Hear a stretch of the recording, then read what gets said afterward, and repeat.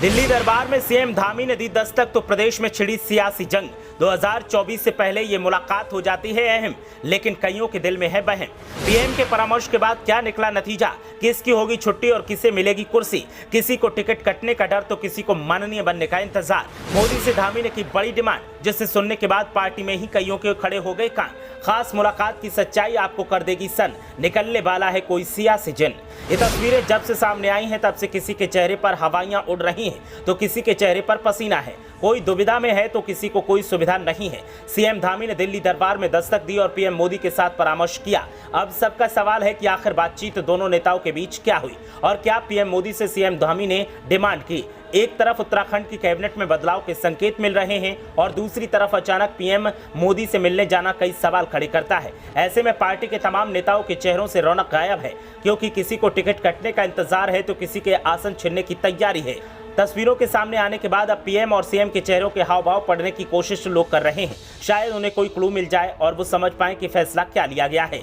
बताएंगे कि इस खास मुलाकात के क्या मायने हैं और बताएंगे कि पीएम मोदी से सीएम धामी ने क्या डिमांड की है। लेकिन पहले जानते हैं कि जब सीएम पीएम से मिलने गए तो फिर क्या हुआ। मुख्यमंत्री पुष्कर सिंह धामी ने प्रधानमंत्री नरेंद्र मोदी से भेंट कर उत्तराखंड के विकास में उनके मार्गदर्शन और सहयोग के लिए शुक्रिया कहा। तो स्थानीय भांग के रेशे की शॉल, बेड़ू के उत्पाद और नंदा देवी राजजात के परंपरागत वाद्य यंत्रों, ढोल, दमाव, रणत सिंगा युक्त प्रतिकृति भी भेंट की। मुख्यमंत्री ने कहा कि देहरादून में सड़कों पर परिवहन के दबाव को अत्याधुनिक और ग्रीन मास रैपिड ट्रांजिट प्रणाली के द्वारा कम करने और जनमानस को सुरक्षित यातायात की सुविधा उपलब्ध कराए जाने के लिए देहरादून मेट्रो नियो परियोजना प्रस्तावित की गई है। तकनीकी जानकारियों के बाद इस परियोजना के जल्द शुरू होने के संकेत हैं।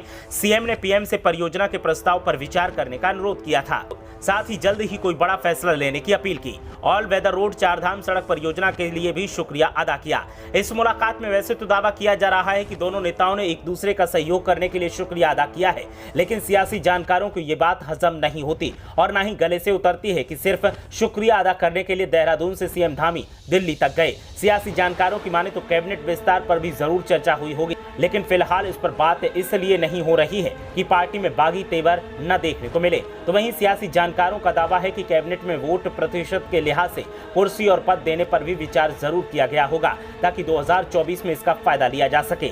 हाँ, वो बात अलग है कि इस मुलाकात के आफ्टर इफेक्ट कैबिनेट विस्तार और इसके बाद देखने को मिल सकते हैं, लेकिन इस बीच कांग्रेस की तरफ से हल्ला बोल जारी है और पार्टी के लोगों का कहना है कि आवाम के हित और समस्याओं को छोड़ सीएम पीएम को खुश करने में लगे हैं और चहेतों को कुर्सी मिले इसकी सिफारिश कर रहे हैं। आवाम सब देख रही है और आवाम इसका जवाब वोट की चोट करके जरूर देगी। ब्यूरो रिपोर्ट, देवभूमि अपडेट।